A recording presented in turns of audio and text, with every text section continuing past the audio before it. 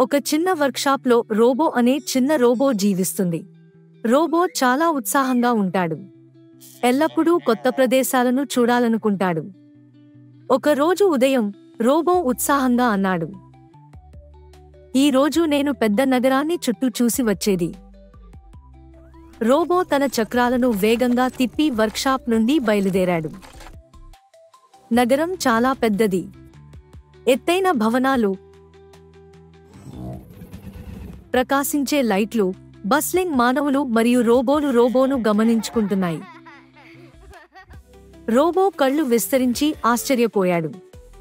నగరంలో నడుస్తూ ఉన్నప్పుడు రోబో ఒక గమ్మత్తైన డెలివరీ డ్రోన్ను చూశాడు.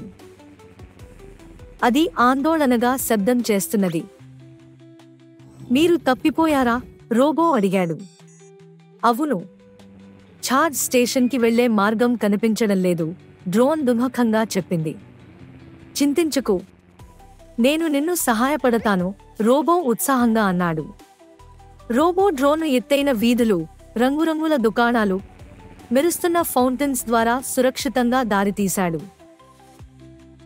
"ధన్యవాదాలు రోబో, నువ్వు గొప్ప స్నేహితునివి," డ్రోన్ ఆనందంగా అన్నది.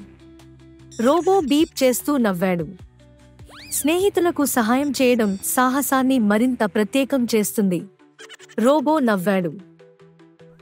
అతను గ్రహించాడు, సాహసం అనేది కొత్త ప్రదేశాలను చూడటమే కాక, స్నేహితులను సృష్టించడం, ఇతరులకు సహాయం చేయడం కూడా ముఖ్యమని. సూర్యుడు అస్తమించబోయినప్పుడు రోబో అలసిపోతూ కూడా ఆనందంగా వర్క్షాప్కు తిరిగి వచ్చింది. "ఏ అద్భుతమైన రోజు! నేను నగరాన్ని చూశాను, స్నేహితులను సృష్టించాను. దయనే గొప్ప సాహసం అని తెలుసుకున్నాను."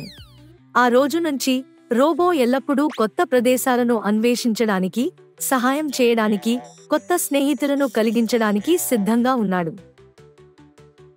నిజమైన సాహసం అంటే స్నేహం మరియు ఇతరులకు సహాయం చేయడం.